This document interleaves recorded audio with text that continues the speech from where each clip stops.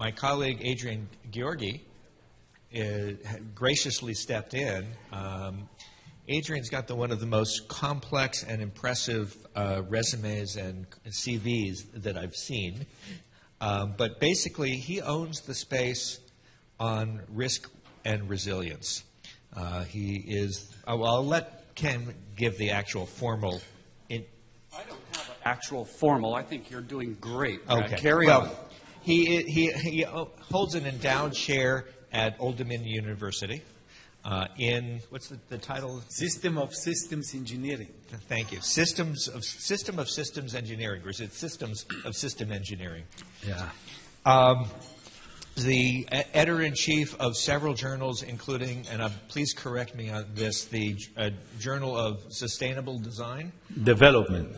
Okay, Journal of Sustainable Development, the Journal of Critical Infrastructure, and has major connections internationally. And from our relationship, Adrian is part of the Center for Understanding Change. He is our Director of International Relations. It is our connections to all of the groups that we're working with and projected to work with globally, so, or at least outside the U.S. So with that, I'd like to introduce Adrian, Dr. Gheorghe.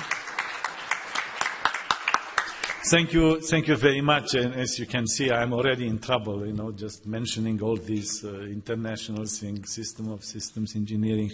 So I'll try to do my best. And,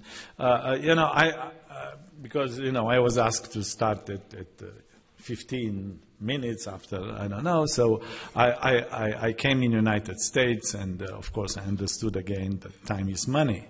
I worked for 15 years in Switzerland, where I learned that time is time and money is money. So the second thing which really, when I came in the morning here, Brad saw me wearing a tie, and he was very authoritarian. He said, "Take off your tie." Okay, he said it twice, and then I had to understand that. Let me tell you a joke I've heard sometimes about this. A guy is getting lost in the desert, and he's looking for water and looking for water. And after one day, he can see a caravan coming, and he desperate asks the Bedouins, water, water. And the Bedouin said, "Sorry, sir, we are selling ties." After another day or so, he sees another caravan, and then he said, "Water, water. Sorry, sir, we are selling ties." Finally, he get a vase and this nice hotel, maybe this one, I don't know, because it was in the desert, Arizona desert, probably, I don't know. And when he wanted to enter the hotel, the porter said, he asked, "Water, water?" The porter said, "I'm sorry, sir, you don't have a tie." So that I took all the precautions, so I thought that the risk is big enough, so I entered, and then I had to give up the tie. Okay, so as it was mentioned by Brad, I'm very much in depth of John Fuller. He asked me to take now this lunch speech, and I think, I cannot compare with him, but at least I will try to bring things from my perspective. And he was aware of what I was doing in the last many years. In fact, that is the title of his topic, so I didn't change the title of his topic at all, so I tried to fit into this: risk, uncertainty, and resilience. So what we have here, I would say, what can a nerd tell the businessman here? You see on risk, vulnerability, and resiliency, while we are living in a globalized world, and we speak about regionalization, externalization, deregulation, business transparency, or just change. Resiliency is part of the new vocabulary. So, I think I have to use it. So this is just Change goes with risk and vulnerabilities, as we learned a few minutes ago from other speakers. Things are not always what they seem. Then the question is, how are we going to face change?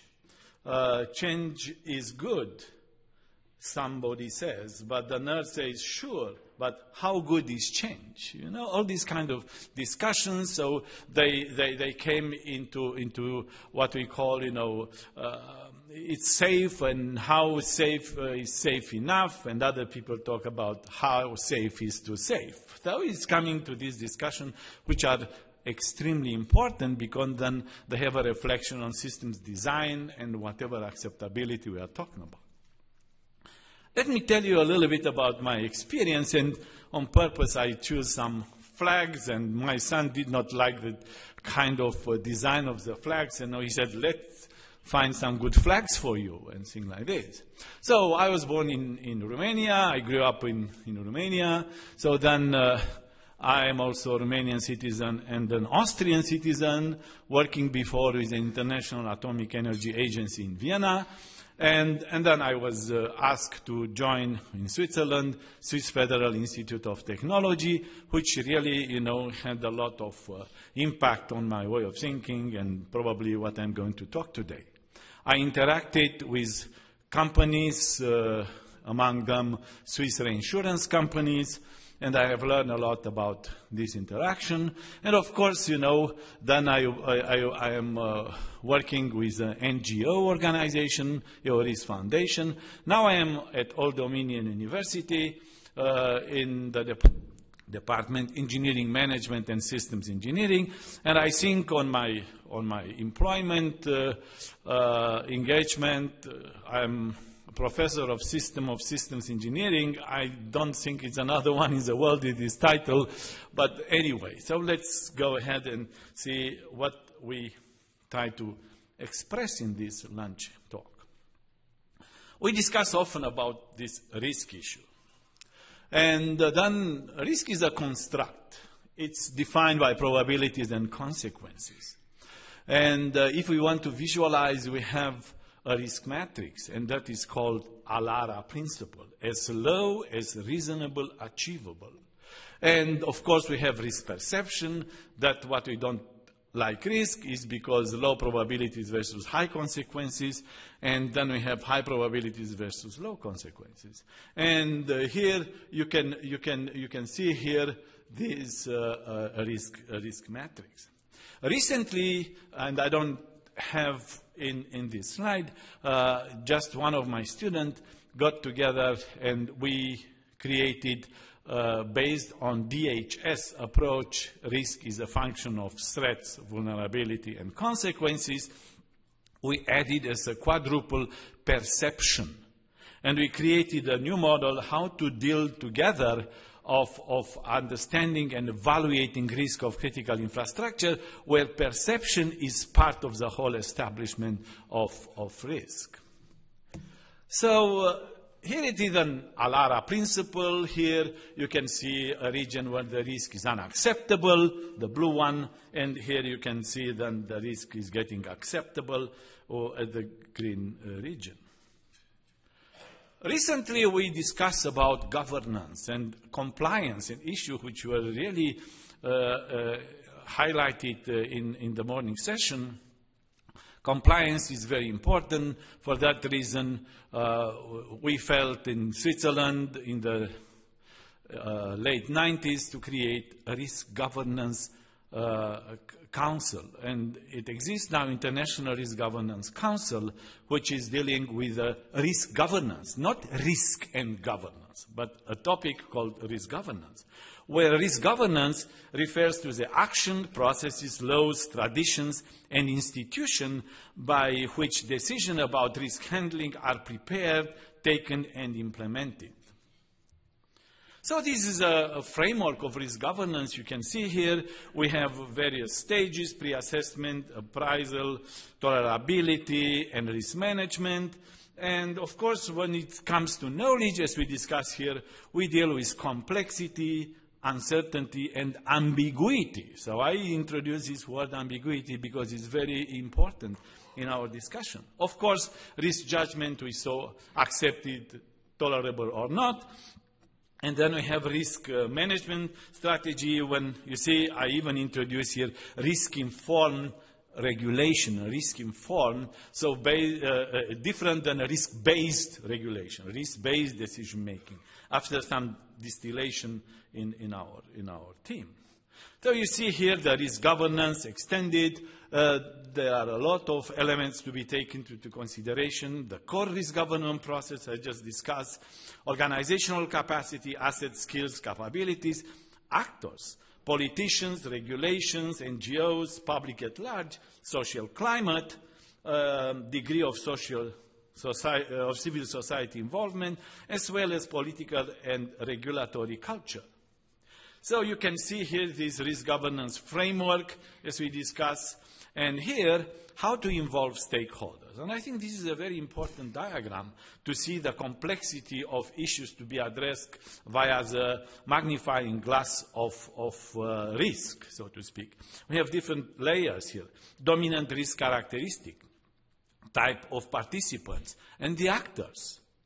You see then we have simple characteristic of risk, complexity, uncertainty, and ambiguity. Part of the title, risk and uncertainty, is here, but also we introduce here the ambiguity. There is a description of that, but you can see the actors involved in this risk governance process grow from simple agency staff to involving civil society when the problem is complicated. And we have the case of ambiguity, you know, the crazy cow illness in UK. They kill 400,000 cows just because it was the pressure of society. They are still not clear if it was good or not, because the problem was ambiguity, not enough science relevant in order to make the decision, but political pressure was in such a way that they had to kill the cows. So risk governance, as I try to highlight, is related to political issues, regulation and standards, technical fixes, robustness and resilience. So I try to make the distinction between being robust and being resilient, and I will fabulate a little bit now, and other special issues. You can see a heavy individual, very heavy, I don't know, and you might say that he's robust, but he's resilient. You see a very skinny guy, you know, just to say, oh, he's not robust. But if exposed to an illness or to a virus, something like that, the guy, skinny one, is just surviving, and maybe the other guy has problems. So you see the difference. I try to visualize these differences between robust and resilience, and of course there is a lot of literature on that. On resilience.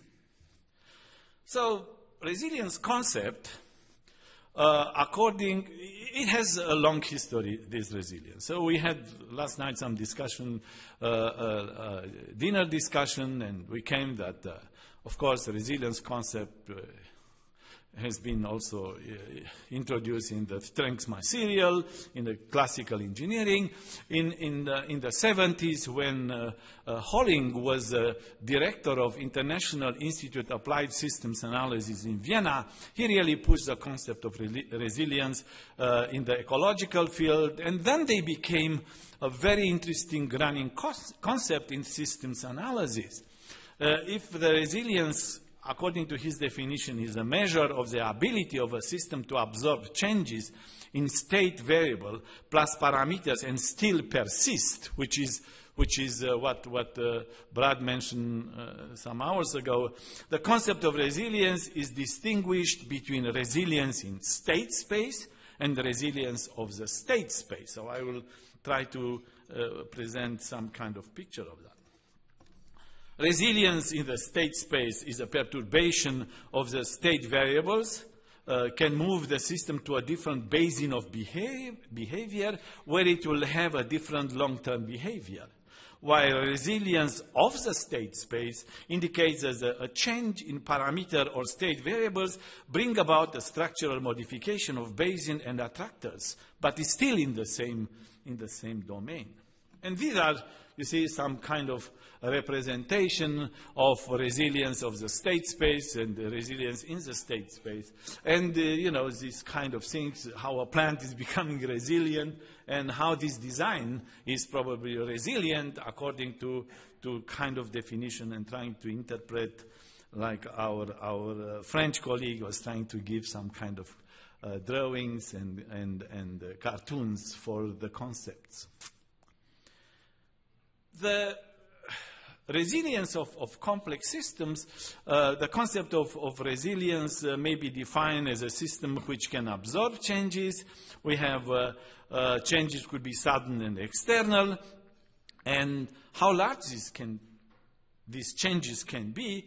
And then if we started in the beginning with the risk analysis, how safe is safe enough? How safe is too safe, right? So I think by extension, we can go and we prove that is a system resilient? How resilient it is?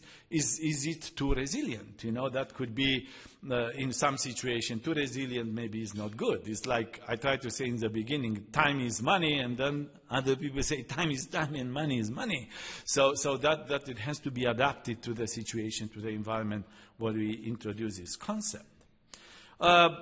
If the resilience is just a way of talking, in the risk analysis, I did not come here with very sophisticated models of risk analysis, in particular in the nuclear field, in the field of chemical and so on, but also in the resiliency.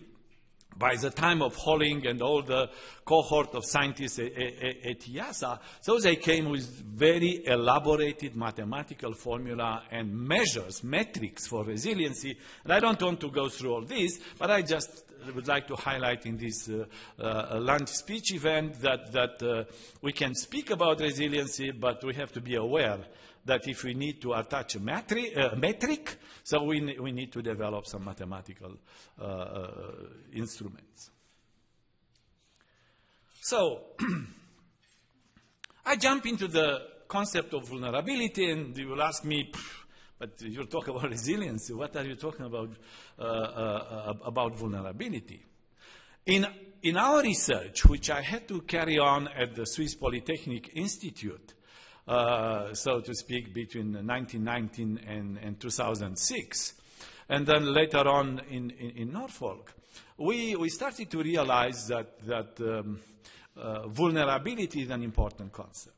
It's so much driven that then in political terms, at least in the United States, if before 9/11 we talk about United States is vulnerable, people, they should have looked at you in a way which was not really pleasant for you.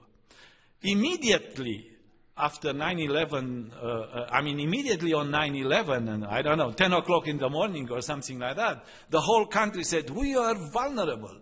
We are vulnerable. No, we are vulnerable even before, but we did not understand the mechanism and all these kind of things, which then comes to discuss about what is vulnerability.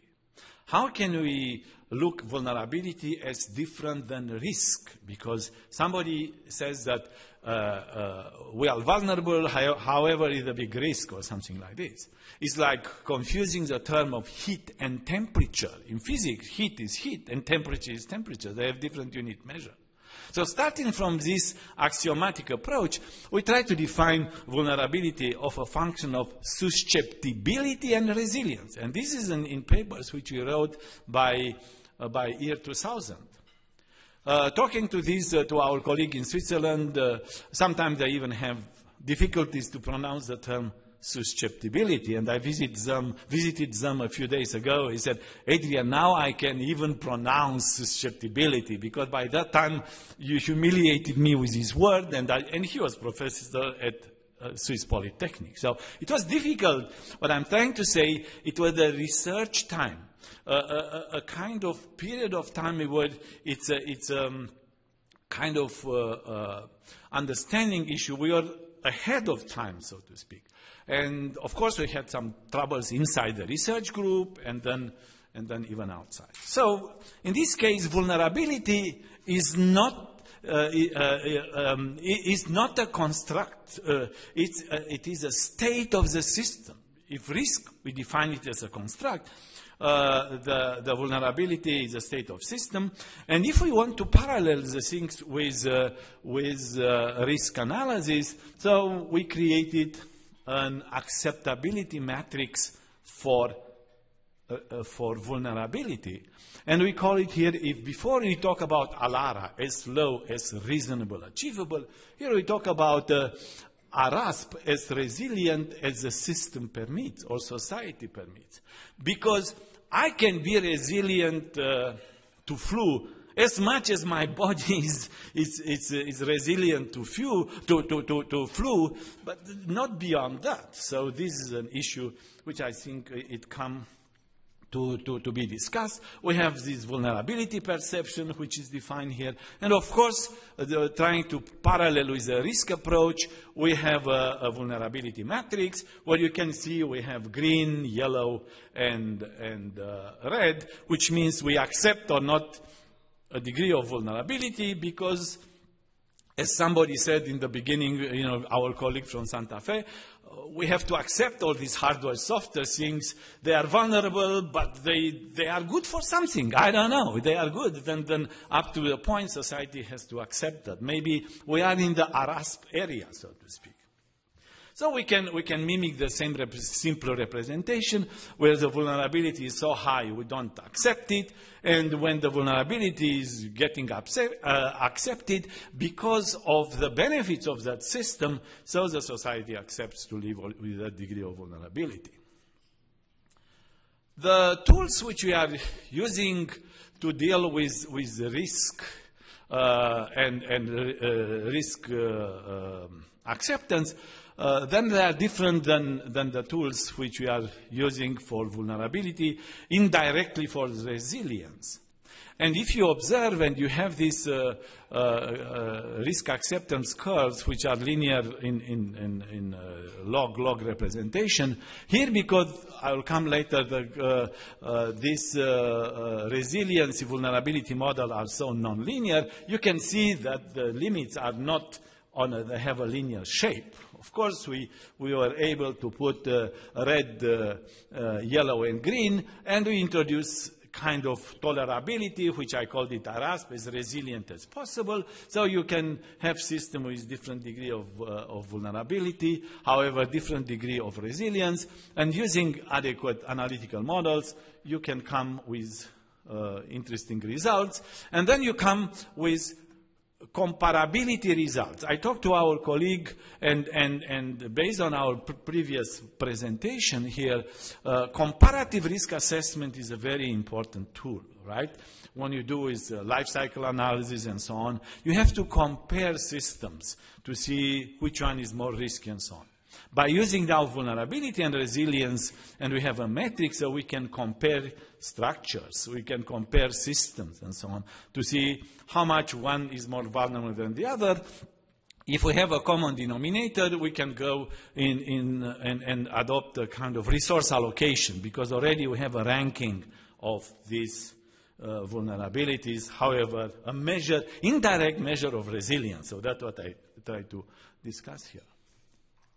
Why not discuss about resilience governance? And I put it here as a new concept. If risk governance is already established, and there are interesting reports, and I invite you to visit irgc.org, and you will see a lot of interesting information and projects which were taken by IRGC. So we can talk now about this resilience governance. Is that resilience right now it's an adopted concept?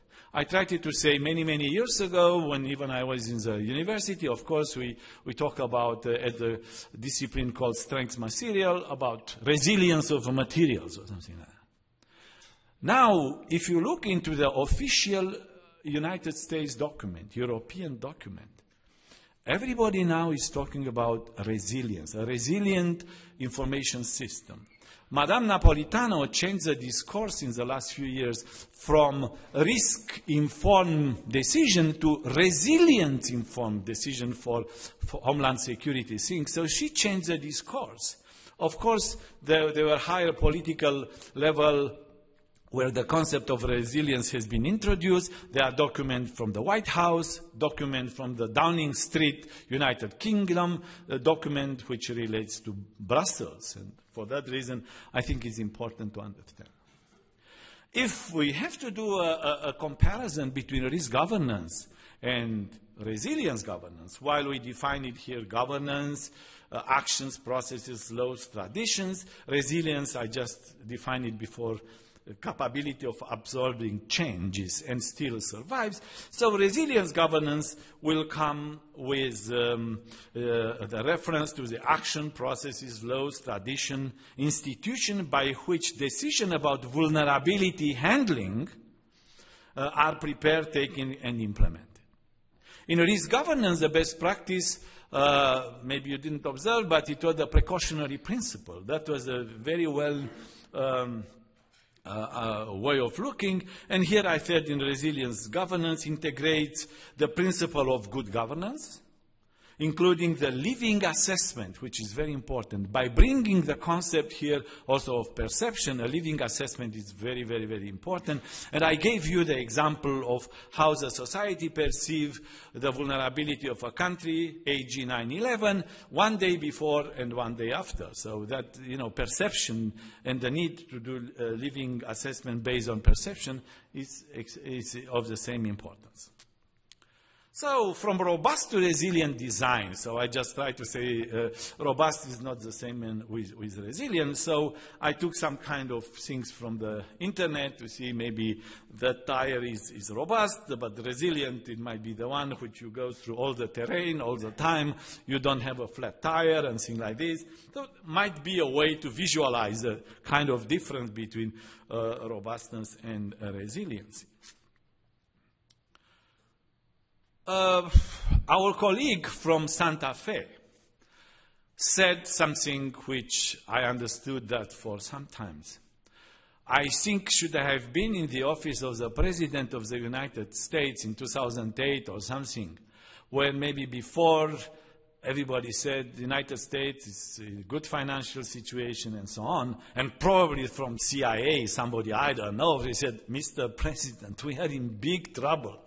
We have to do something for tomorrow morning. Probably the President did not believe it, but the facts did show him that immediate action you have to take. I am thinking like that because before I was dealing with partially observable political systems. So how to be in the White House without being there, so to speak, to understand how the things happened. And I remember because we discussed about John Fuller. I presented to him by 2006, 2007. We met somewhere in the Crystal City, in a hotel, and so on and so forth for 10 minutes, and then it took 3 hours to discuss. And I showed him some of the model on vulnerability and resilience, on the concept of hysteresis. And by that time, he was working in the White House. He said, Adrian, what you are showing me, it has to be secret. I said, why? Because we feel here that something is wrong, but we don't know what is wrong. And the way how I interpreted information from the CIA database, and I will come later on, through different type of models, I just show in a naive way, because I did not know that in a few days it was to be so big problems. I showed that the United States, the world in principle, was going to higher vulnerability states. And that was about reading information from the CIA database using a different type of modeling, vulnerability-related modeling, and that was extremely important. And John Fuller said, this will change tomorrow the stock exchange. That's exactly what he said when I was a little bit scared by that time. I just arrived in the United States. You never know exactly how people will think. But anyway, so that was a story when I started to discuss and to work more on these critical infrastructures and vulnerability of critical infrastructure at national level. Here you see that we use the concept of hysteresis, and I think that's an important presentation here. And I don't want to go in mathematical details, but you see here hysteresis. I don't know, it doesn't work. You see here the hysteresis. When you are on the top layer of the hysteresis, you might feel that everything is okay, you are resilient, and so on and so forth. If your system is designed on this kind of hysteresis, it might come a point where all of a sudden the system collapses, and it goes to another state of stability, put it that way, but on a different level. So that you see how it happened. In the beginning, you are highly resilient, and resilience was accepted, but it was no early warning. It's like I try to imagine what it was before President Bush had to take all the necessary action in order to avoid discontinuity, which our colleague was mentioning before about the economy in the United States, and for that reason, the economy of the world. And then we started to work on this, develop things, and then we created different degree of hysteresis. So the system is not highly resilient, but it gives you early warnings that something could be wrong. And then you see, you might have in the ARASP region as resilient as system permits. And of course, you can see that if that one needed a recovery from the bottom to go up to the top again to be at the previous stage, so it takes some time. Here you have to go through different patterns of being, to build up resiliency again in the system. We are talking about sophisticated system, complex adaptive system, like we have a national economy. So you see here that it's what I try to explain here. The systems are sometimes highly resilient, but highly vulnerable in the same time. So you see how this notion, they go together. They can go, really, the system could be very vulnerable, less resilient. And this is an approach from system thinking, try to understand how systems behave, up to the point when the system is unmanageable. It's still a hysteresis, but you see it's so much disturbed. And whoever would like to see that, I can give the papers. I don't have time to present all that, although it's very, very complicated mathematics. But you see here how resiliency and vulnerability, they stay together. And it's not about probability and consequences as we spoke in risk. It's about susceptibility and resilience. You get now the point where I said susceptibility, because maybe a society was susceptible to something. Europe, in relation to Euro crisis now, it was susceptible to these things, but we did not see it. We are not able to analyze and put that kind of things. Okay, so here there are some conclusions of that. I try to mention this. Highly resilient and performant, that is high-grade condition system, tends to be highly vulnerable, which were some of the conclusion. And then we can have system because of this interaction of many parameters together, which could lead the system to collapse. Then a virtually complete lack of a credible early warning.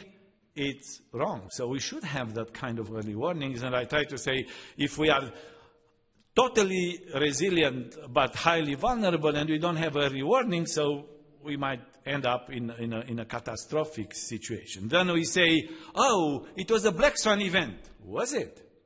Oh, it's a feral event. Maybe. It's feral, and people, they didn't use until now this concept of feral events, which maybe in economic crisis it was kind of feral event, but maybe some signals were in the system somehow. How shall we approach these things, and is any kind of new instruments to deal with? Of course, in the military, we have military games and whatever. Recently, we have been working with Delft University. Delft in Netherlands developed a new project. It's called Next Generation Infrastructures. They were sponsored 20 million by the Dutch euro, by the Dutch government, and 20 million they have to collect money from the private industry. A very interesting project. So you can find information about that somewhere.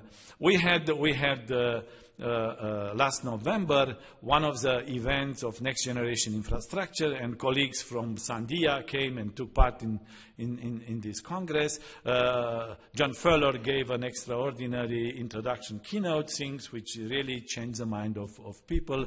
And taking part in this interaction with a Dutch institution, so we came across with a new technology called serious gaming. It's not game theory. I know that sometimes people say, it's game theory. After they tell me 15 times, they try to convince me. I said, okay, let's, time is time and money is money. It's game theory. But it's not game theory. It's a new technology. The goal is to engage participants in a safe environment in order to create and analyze the futures they want to explore, pre-test strategic initiatives, deal with the increasing organizational complexity by enhanced communication. So this is an example here how people apply now serious gaming. And by the way, experts now who started from the university in Delft, now they are so much on demand in Europe, in the private industry to play this game. And Brad mentioned before about this IBM H1, H2, H3, probably in the H2, H3 could be a need for this use of serious gaming. And here is a kind of structure about use of serious gaming. Environment, and you have, for instance, European Parliament, member states, rules of engagement, for instance, for energy deregulations and unbundling the energy system, and you have to have future systems, future scenarios, and then you come with dealing with these. Automatically is coming a hierarchy of elements which I would not keep them in that order, but for the sake of presentation, we try to see here how we go from system analysis and systems engineering to system of system. So I don't want to sell my chair, but I'm telling you this is coming. And when you have, for instance, core energy system, when we talk about efficiency, then we talk about reliability. It was a time when risk it was important. Now vulnerability because of cyber threats and all this. Now resiliency because we introduce smart grids. Is that resilient? And then sustainability is another topic. You see here we have the layer of security and you have the layer of governance. What rules, regulations, legal things are going to be imposed, and are you ahead of the potential feral events or black swan events to happen or not? So this is a science and an art, and I think this serious gaming, they try to do the job. Here it is a kind of policy game sequence which we used. You see it's a little bit of iterative, trying to use very simple models in order to calculate risk in this case, but not simplistic models. Because even sometimes I had discussion with my students, they said, simplistic, it has to be simplistic. Sorry, linguistically, one is simple, one is simplistic, right? So then we have to use the semantic and the linguistic in a proper way. Coming back to acceptability, try to put together acceptability for risk, for vulnerability resilience, for sustainability. We really work and we publish something. It was not our contribution, ALARA, which is now as low as reasonable achievable. Vulnerability, ARASP. Sustainability, ASARA, as sustainable as reasonable achievable. Reasonable is a fuzzy word, but is a reality, okay? And we put it for security, ABA, because we discussed that about in Europe, and we said, as advanced as Brussels accept. And coming back to the risk analysis, the Dutch are laughing. They don't say as low as reasonable acceptable, they say as low as regulators agree. So you see how subjective these things is, and in dealing with uncertainty, ambiguity, I come back to the previous slides, and I try to give you a kind of perception of that. And in the meantime, so we work long time ago in developing this serious gaming for energy. We tried to introduce all these very sophisticated mathematical formulas in decision support system, because we speak about that here, and we developed this serious gaming, which we play for a European country related to energy policy and energy resiliency here. That brought us to a new stage, and I think one of the discussions in the morning with a lady here, we discussed a little bit, and somebody interrupted us in our discussion in order to tell her that from all these efforts and saga to understand complex system, complex situation, it came with a concept called Infranomics. In fact, this concept came in a meeting in Christchurch, Australia, in New Zealand, which really I was aware of that buildings and how resilient were the building, and we discussed in the morning that Christchurch had enough problems. Then Infranomics, how the name comes from. Infrastructures, and the second part, nomics, which is set of rules from Greek. So we put together these, we call it a discipline of disciplines, and we have here elements of infranomics on one side, and then the technical meta system, which lead us to the concept of a system of systems engineering. Okay, so what I tried to explain to you, it was a story, my personal involvement in various stages where we had to understand risk and to develop risk models inside a very, very complex project of Swiss Polytechnic, 4 million Swiss francs over a number of years to deal with risk. In the meantime, we learned vulnerability because the system evolved. It was one thing in 1990 when we started the project, and later on it came vulnerability, so we have to learn. But we created method, we created models. We had even some kind of interesting relationship with the industry, because you are here in industry. So we, university, we were asked to go by the Nuclear Regulatory Commission in Switzerland to discuss, to bring new tools for in case of nuclear accident, what Switzerland is going to do, Nuclear Regulatory Commission of Switzerland is going to do. So they were a little bit not clear what we want to do, but because it was ETH, which is high standard like MIT in the United States, okay, we give you 25,000 Swiss francs and do the job and we'll see. They became interested, but then lobby came about. People who do computer software or something, they saw us, they said, Mister, you are disturbing the market. You asked 25,000 Swiss francs and you brought a lot. For something similar, we should ask 1 million Swiss francs. And lobby said, next time, Nuclear Regulatory Commission Switzerland said, excellent, fantastic, it was good work. But now we have to, not to renew the contract. It was about the difference between 25,000, give him some information, to 1 million because of the industry. It's an issue of sustainability, it's the issue of academia versus industry. This is an experience. So I don't blame, I don't say anything, but I call you experience on that. Based on all this experience, it came recently the time of rendezvous. In French, how would you call that? The meeting point, okay? You have to meet an event. And all these tools we developed, the concept of risk, resilience, whatever, uncertainty, it came because of this feral event, Fukushima. And what I'm going to show you, because I discussed that with Brad, say, you should show something, which is real. You did something to show people about sustainability. I didn't understand exactly what he meant, sustainability. He meant sustainability and software. I was a little bit confused. So out of this confusion, I can report to you what I was thinking.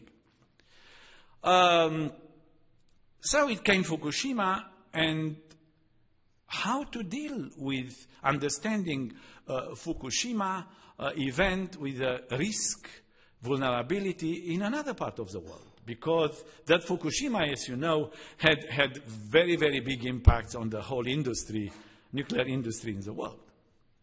So together with my colleagues, who I worked before in Europe, so we tried to engage the previous models at the high level with geographical information system involving Google Earth and all the models I try to explain to you. So we put it to understand energy security and nuclear power after Fukushima. What will be the impact for sustainable development in the energy field, for instance? How to use all these models and concepts and metrics. So, of course, you know, we had to put together activities from the Joint Research Center of the European Commission, and that work has been done together in one of the capital of Europe.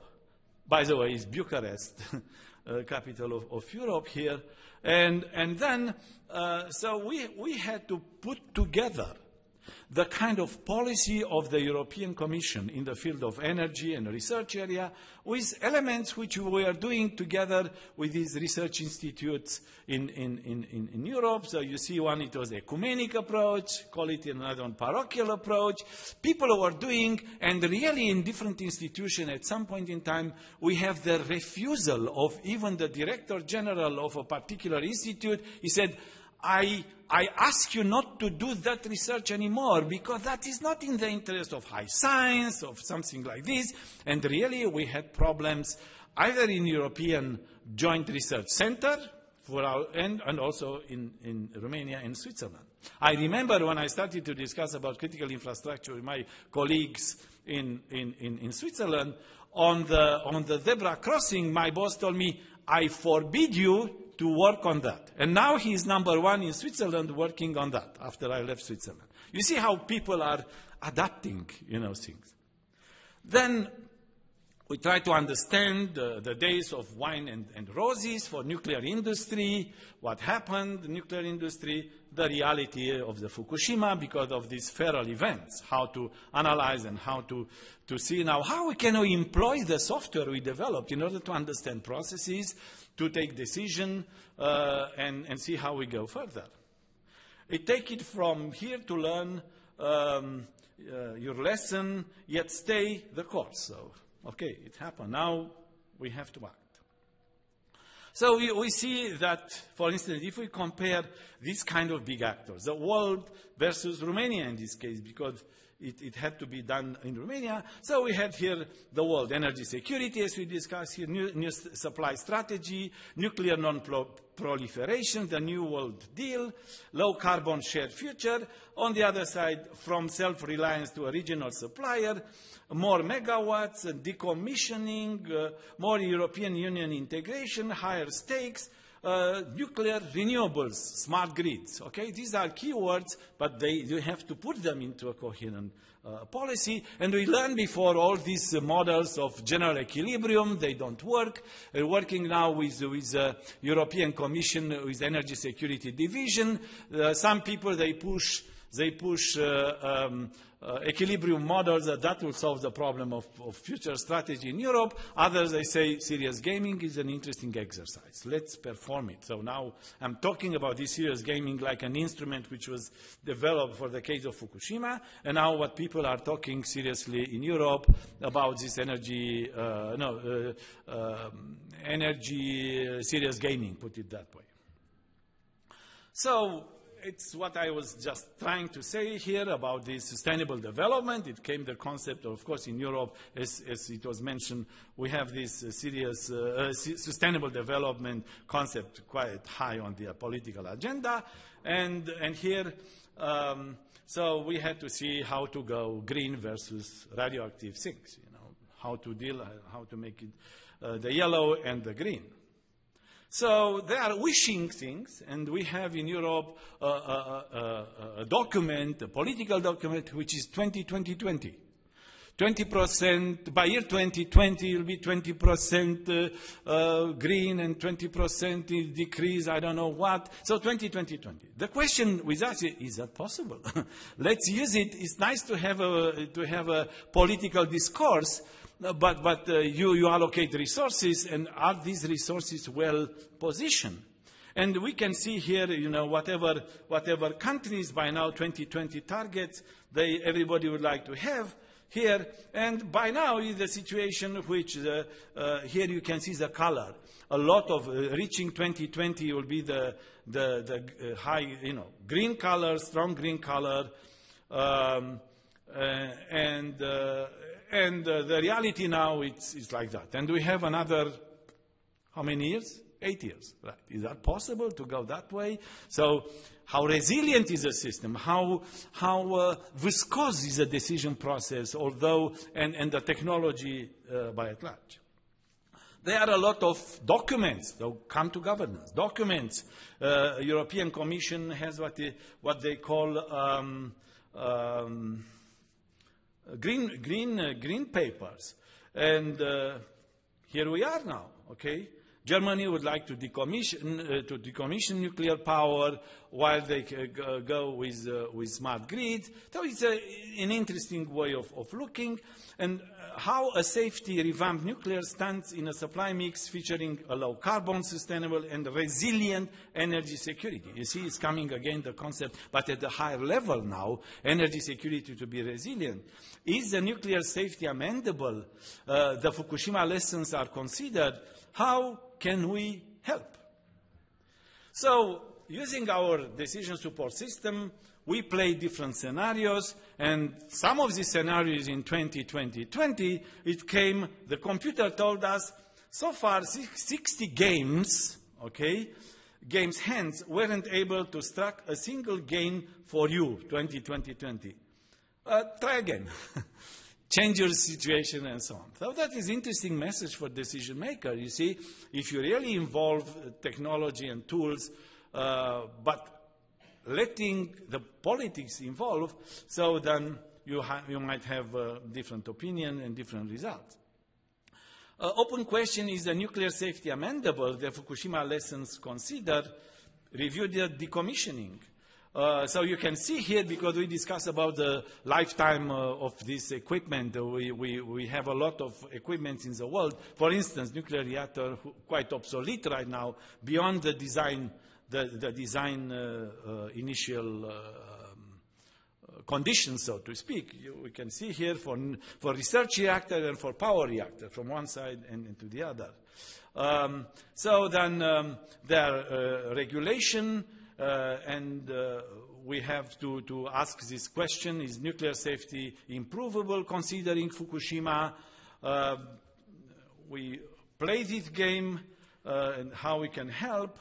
So we started with the European Union guidelines and also domestic regulation and emergency response agenda. The problem is rather complicated, and every year, World Economic Forum is launching Global Risk Map, and I will advise you to look at that every year since 2007. In a previous report, which was one of the reasons why John Feller presented his findings, you can see the whole intricacy, complications, and risk introduced by these interdependencies, not only among critical infrastructure, but the society and natural condition at large. We are playing our decision support game in order to educate and serve, and we use the core capabilities of this software, and now this software is capable to play any game, not only for Romania, for everywhere in the world, because it allows to use Google Earth with exact sighting where different power stations or chemical plants are. And it was, educate and serve because of Fukushima. So we analyze Fukushima here, look at Fukushima, and we try to understand from distance what was really the nuclear accident source term. Because even Japanese, it was difficult to know at that moment, difficult crisis moments to understand the source term based on information from Reuters or television. So we came with a source term, and we tried to use our models before, and I come now here for sustainable modeling, which we did it in the research phase. We never knew that something like this was going to happen. We didn't want to happen. And then you see here a map of radioactivity and how we should have been important for Romania to understand, for any country for that reason to understand. It was a site, open site on internet, and many visitors, they tried to see what happened. Even Japanese did not put something like this. Understanding the impact on water, for instance, the models were dealing like that by using sometimes, regulation of the Atomic Energy Agency. So to have how should I say, an authoritative base which everybody agrees under that umbrella. So we use a safety report series for generic models for use in assessing the impact of discharging. From source to dose, because it's important source, but dose is people are exposed to that, different weather conditions, and so representing on GIS, as it was mentioned here, you see every corner of that area how much radioactivity should have according to mathematical modeling and authoritative models. And stepping out gracefully as when appropriate. So then we were trying to understand through these hysteresis models and whatever, how things could go, and how this interaction with stakeholders could help in dealing with complex situation, complex system. We were in our way. The key to the future is work in concert. You see, legislation, establishment, the science. I call it governance in a more general sense, based on science in the previous stages, on high science, concept, risk, vulnerability, resiliency, which sometimes help to understand and to guide somehow the policy, the politics, if you want. Thank you very much.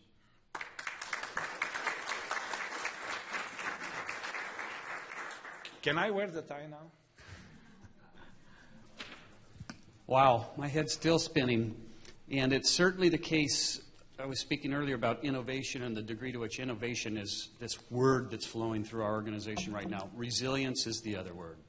And if Americans are anything, we really pick up and spread our words around from each other. It's a meme. And the challenge that we've had then is trying to understand this difference between ecological resilience and engineering resilience, because it has so many different meanings.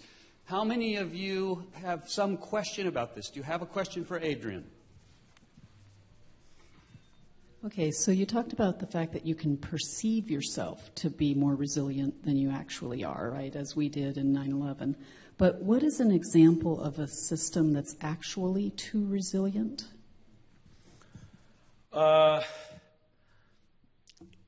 It's a perception also, right? So we speak about this cybersecurity, I'm trying to say. And Sandia knows quite well. They have a special test bed, and I visited them with these cybersecurity issues. And I tell you the story which Torres, I don't know his name, but the guy who is running the things he was telling us that he brought sometimes CEOs from different United States energy corporation. And they said, we are resilient. Nothing could happen to us. These cyber things, forget it. And he proved the things, how that could happen. And they said what Brad said, you scare me out of death right now. It was another thing. I was involved in Switzerland. Swiss, we are the best in the world, I'm more sexy than my shirt or whatever this song is all about. And talk to the people, to say to the nuclear power plant director, you might be resilient. Before he was, I don't know, director in the Ministry of Industry, and the rotation of people, he became director of the nuclear power plant. And I remember we discussed that. He said, no, we are very resilient. And we came with scenarios and things, how you can enter their system.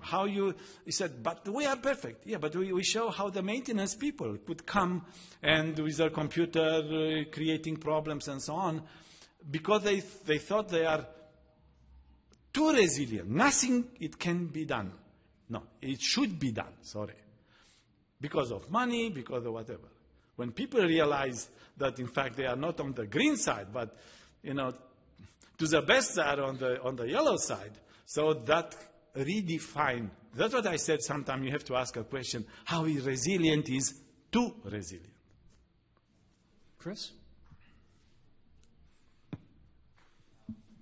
Two things. I'm not sure there are questions. The one word that I've not heard, but which I think is very important in this whole context, is the word trust. And it relates to the second thing that I want to say, which is I'm impressed by the models, by the theory, by the models, and by the techniques and tools behind it. And what I always see as an advantage of models in these areas is that if they can help in decision-making, then models should be there to take politics out of decision-making. So they should make decision-making more rational and more apolitical. But at the same time, we know very well that we as human beings, and you've given several examples yourself, we are predictably irrational. So to me, that says a lot about the limits of the work that you are doing, and I wanted to have your own appreciation of that. Thank you very much for the questions. I didn't have time to put all the words together, you are right, but you asked me about this trust. And I can tell you from the experience we had about the trust. Science was not supposed to be trusted, and I talk from European perspective. According to some present presidential candidates, science is obnoxious. It cannot be trusted. Sorry, I exaggerate a little bit, but that's what I hear. Maybe I don't understand very well English, but what I hear when I hear some people talking. Because we had the same problem of science in risk analysis, don't trust risk analysis, don't trust science, and so on. European Commission was in a very difficult situation because by that time they had to push kind of research or activities in the field of nuclear, okay? And people, they were so much afraid. In Switzerland, we had for 10 years, how do you call that, when you stop the moratorium. We had a moratorium. In the meantime, during this moratorium, we at ETH and together with the Research Institute, we developed huge number of tools, comparative risk assessment of different energy systems, what it was asked. So we try to be a fair judge of different energy on life cycle analysis, madam, so just going to the cradle to grave, try to see all the risk and to present to the people and so on. But at the European level, they had to stop some research in the field of nuclear, and with those money, they sponsored a 3-year exercise called TrustNet. Maybe you can find it in the internet because we work intensively bringing people from different infrastructures, different places, including the TrustNet, trust, from chemical, nuclear. Sometimes the trust is so fluid that people said, instead of my town to be totally closed, okay, we trust that chemical industry is safe. Then it came a big problem in Europe at that time. The bears in France. What is the bears in France? A big issue. Risk. Is that risk? What shall we do with bears and so on and so forth? It was the mayor come to the meeting and try to convince it risky and so on. I had the serendipity to ask, because he was talking about Pyrenees and, with Spain and things, I asked, but how many bears do you have in France in this discussion? 7 bears. So they made a national policy for 7 bears, discuss issues, if that's safe, it's not safe. And so I don't want to make more comments on that. But coming to the trust, I think I gave you an answer that we try to involve mechanisms, processes, tools, special tools to measure trust in that way. What was the second part of your question? The fact that ultimately the decisions rely on people, and that people are predictably irrational, meaning that it's not because your models predict something or suggest something that they will actually follow any of your advice. And I also think that one of the things that's going to happen is, I mean, there's the industry lobbies and all sorts of associations and all the lobbying in Brussels that is, in my opinion, going to work against much of what you're saying or suggesting. Yeah, it's a difficult question, and I try to explain a process through which we are involved while being forced by the society as such, you know. Again, sometimes it was even dangerous for myself personally. I remember that we did some study in Switzerland about the risk of chemical plants, and then the guy who was running this very important pharmaceutical chemical plants, we play scenarios human failure. He was so annoyed, he called the president of ETH Zurich, Swiss Polytechnic. He said, that is impossible. No Swiss can do that mistakes and so on and so forth. So this is obnoxious, the kind of research you are sponsoring there. So, of course, the things were settled in a way that everybody can make a mistake. That was not a mistake which we wanted to happen. So, in other words, if you go a little bit further and you then later involve stakeholders, whatever, you know, based on the diagram of ambiguity and things, people might get involved and might accept for a while the result of risk and vulnerability and so on, because next day could be different, okay? But you have to keep the course, as I try to put it here, keep the course and try to improve things and try to be part of the process of the decision maker, not risk-based decision, but maybe risk-informed decision making. So that is my lesson from TrustNet and things. Okay, we're going to take one last question from Jack. Thank you for this. So you've been at it for a while. Do you have your statistics for false positives and false negatives from your simulations? I didn't keep that statistics, so to speak, but I think that going back, we can do that. Because frankly speaking, from time to time, I was so frustrated, and our team was so frustrated by this interaction between decision maker, between science, pushing limit of science, and in this process, we were myopic on looking for innovation, put it that way, right? We were myopic in our scientific innovation. And ETH is particularly known because, you know, you have to have high-level science, you know.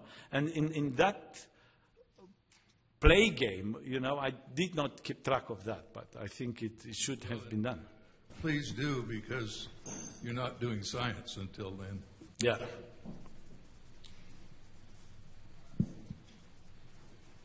Is there one more question?